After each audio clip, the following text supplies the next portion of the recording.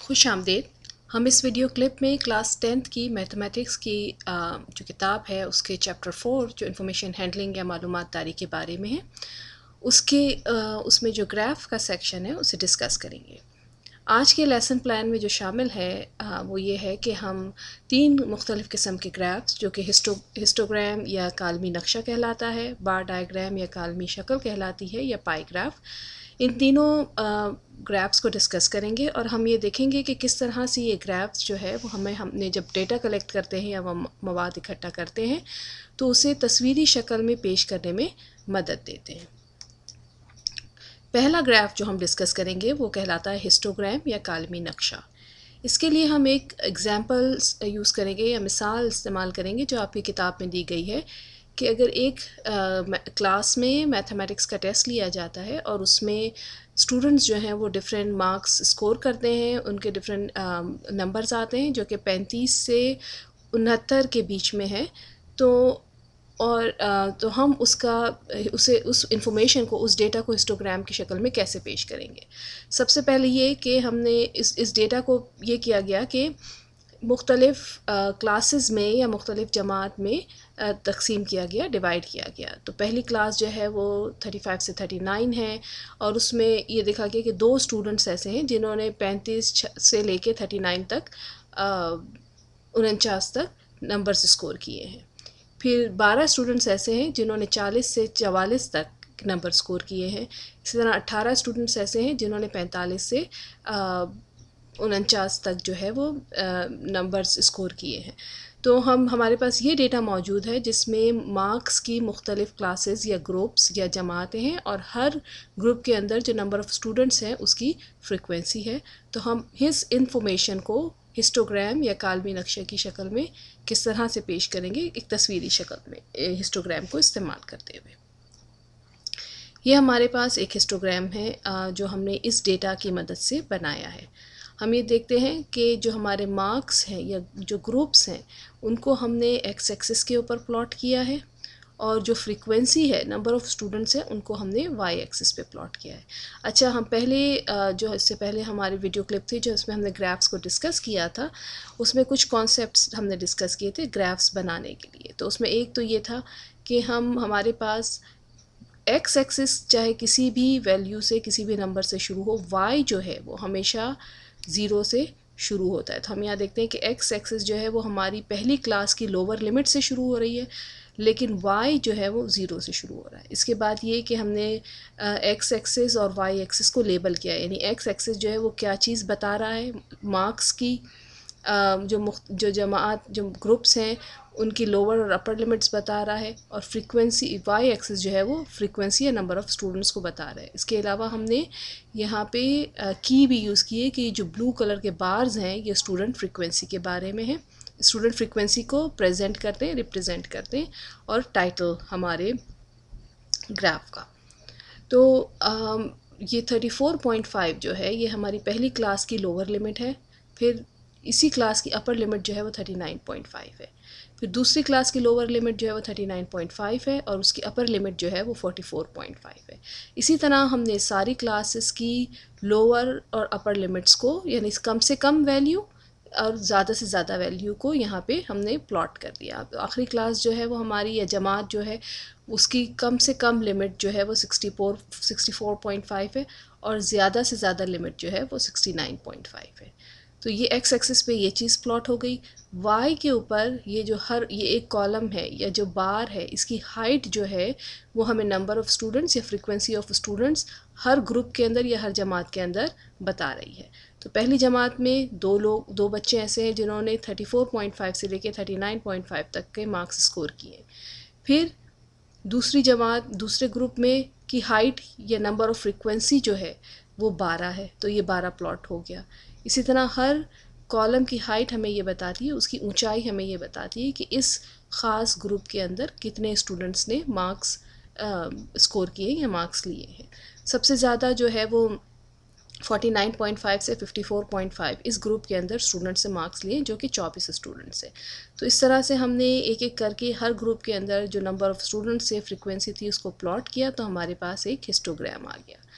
फिर हमने एक लाइन की मदद से हर बार का जो पॉइंट था, मतलब की हाइट थी, इसमें 2, 12, 18 उसको एक लाइन की मदद से जॉइन किया। ये लाइन हमें ये बता रही है, अच्छा ये ज़रूरी नहीं है कि हम जब भी हिस्टोग्राम प्लॉट करें उसमें ये लाइन प्लॉट करें, लेकिन इसकी मदद से हमें एक तरह से हिस्टोग्राम की शक्ल पता चलती है। और हम ये देखते हैं कि जैसे जैसे हमारी क्लास की लिमिट्स बढ़ती जा रही हैं, नंबर ऑफ़ स्टूडेंट्स या स्टूडेंट्स की तादाद बढ़ती जा रही है, लेकिन एक हद पे पहुंच के जो कि 49.5 और 54.5 के बीच में है, इस ग्रुप के बाद इस हद पे पहुंच के जो है वो हमारे नंबर ऑफ़ स्टूडेंट्स जो हैं ये कम होते चले जा रहे हैं। तो ये इन्फॉर्मेशन हमें यहाँ से हिस्टोग्राम ने इस तरह से हमारी जो इन्फॉर्मेशन थी कि नंबर ऑफ़ स्टूडेंट जो थे एक क्लास में, उन्होंने जो मार्क्स लिए थे मैथमेटिक्स के टेस्ट में, उसको हमने हिस्टोग्राम की शक्ल में एक तस्वीरी शक्ल देकर पेश कर दिया। दूसरा जो हमारा ग्राफ है वो है बार ग्राफ। अच्छा, उसको कालमी शक्ल भी कहा जाता है। और इस स्लाइड पे जो हम डिस्कस करेंगे वो कहलाता है सिंपल बार डायग्राम या सादा कालमी शक्ल। हमारे पास एक डेटा है इंडस्ट्री का, एक फैक्ट्री का, जिसमें हर साल के अंदर 1996 से लेके साल 2000 तक जो पहला क्वार्टर था, यानी जनवरी से अप्रैल तक, तो उस फैक्ट्री का क्या प्रॉफिट था, उसने कितना फ़ायदा लिया, ये हमारे पास डेटा है। और अब हम इसको सिंपल बार डायग्राम या सादा कालमी शक्ल में उसका बार डायग्राम देखते हैं कि किस तरह से बनता है। ये हमारे पास सादा कालमी शक्ल या सिंपल बार डायग्राम है। 1996 हमने एक्स एक्सिस के ऊपर सालों को प्लॉट किया, यानी 1996, 97, 98, 99 और 2000, और हर साल के पहले क्वार्टर के अंदर जो प्रॉफिट है वो उस बार की इस कॉलम की ऊंचाई से प्रेजेंट किया गया या बताया गया। तो हर बार या हर कॉलम की ऊंचाई हमें ये बता रही है कि इस पर्टिकुलर साल के अंदर, इस ख़ास साल के अंदर कितना प्रॉफिट हुआ था पहले क्वार्टर में। और हम ये देखते हैं कि जी 19, अच्छा अब हमने ये प्लॉट कर दिया, तब हम इससे इंफॉर्मेशन कैसे ले रहे हैं, किस तरह से हम इसे कोई नतीजा ख़ास कर रहे हैं। हम ये देख रहे हैं कि 1996 से 1998 तक जो है इस फैक्ट्री का पहले क्वार्टर के अंदर प्रॉफिट ज़्यादा था हर साल के अंदर, फिर एकदम से 1999 में कम हुआ किसी वजह से, और फिर 2000 में सबसे ज़्यादा प्रॉफिट हो गया। तो ये इन्फॉर्मेशन हमने अख़ज़ की ताकि जो भी इस फैक्ट्री के ओनर हैं, इस इंडस्ट्री के ओनर हैं, वो ये देखें कि अच्छा यहाँ पे 1998 में ज़्यादा था, फिर 1999 में कम हुआ, तो क्या चीज़ की गई कि 2000 में एकदम से प्रॉफिट ज़्यादा हो गया। तो ये इन्फॉर्मेशन हमने अख़ज़ की इस सिंपल बार डायग्राम से। अब दूसरा सवाल, जो एक सवाल हमारे जहन में ये उठता है कि जी हमने इसमें भी कॉलम बनाए, बार्स बनाई, और हिस्टोग्राम में भी बार्स थी, तो इन दोनों ग्राफ्स के अंदर क्या फ़र्क है। तो हम यहाँ पे इसके ये पहला वाला हम अपना ग्राफ यहाँ पे लेके आते हैं जो कि हिस्टोग्राम है, और हम ये देखते हैं कि हिस्टोग्राम के अंदर हर बार जो है वो एक दूसरे से जुड़ी हुई है, किसी भी बार में कोई गैप नहीं है, जबकि बार डायग्राम के अंदर, सिंपल बार ग्राफ के अंदर हर बार के बीच में गैप है। इसका मकसद ये है कि हिस्टोग्राम में हमारा जो डेटा है, हमारी जो जमात हैं या जो क्लासेस हैं जो हमने एक्स एक्सिस पे प्लॉट की थी, इसके अंदर इस डेटा में एक तसलसल है। ये डेटा एक ही वक्त में एक ही जगह, मतलब एक ही वक्त में एक ही चीज़ के लिए कलेक्ट किया गया, ठीक है। तो एक वक्त में एक टेस्ट हुआ और उस टेस्ट के अंदर बच्चों के मार्क्स कितने आए उसको हमने प्लॉट किया। तो इस डेटा के अंदर एक तसलसल है। जब हम हिस्टोग्राम प्लॉट करते हैं तो हम उस डेटा के लिए प्लॉट करते हैं, उस मवाद के लिए बनाते हैं जिस मवाद में हमारे पास नंबर्स के बीच में एक कंटिन्यूटी हो या एक तसलसल हो।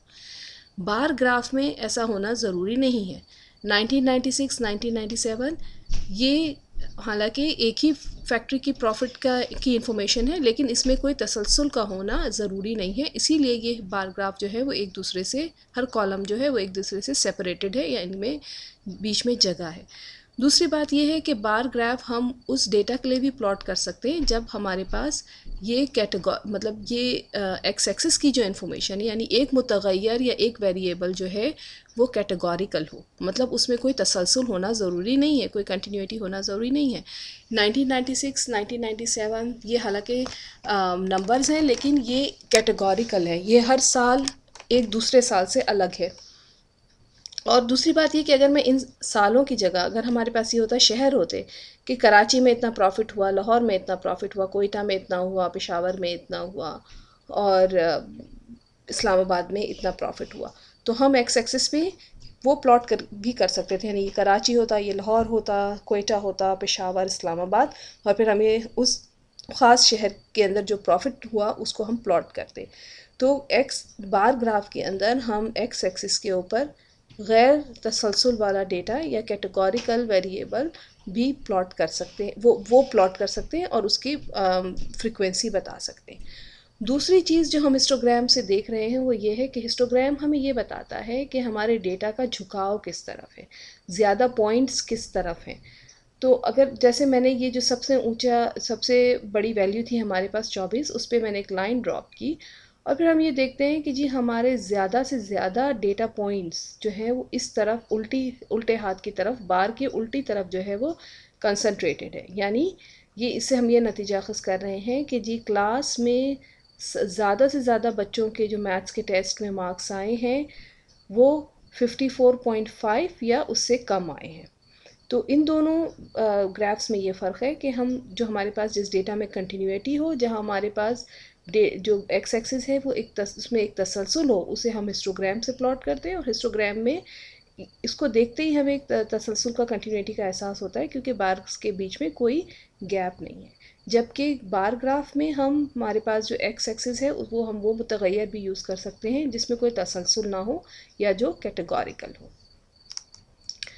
इसके बाद हमारे पास ये है मल्टीपल बार डायग्राम, यानी हम एक बार डायग्राम में एक से ज़्यादा या मल्टीपल जो है वो बार्स भी प्लॉट कर सकते हैं, और मतलब एक ही बार में हम मल्टीपल इन्फॉर्मेशन भी जो है वो दे सकते हैं। यानी जैसे अगर हमारे पास साल 1996 में उस फैक्ट्री का पहले क्वार्टर में 50 प्रॉफिट था, दूसरे क्वार्टर में 75 था, और तीसरे क्वार्टर में 90 था, तो हम इन तीनों प्रॉफिट्स को एक ही बार के अंदर पेश कर सकते हैं या प्रेजेंट कर सकते हैं, और फिर हम ये देख सकते हैं कि साल के आखिर में टोटल प्रॉफिट कितना था। तो ये हमारा प्लॉट है इस डेटा का।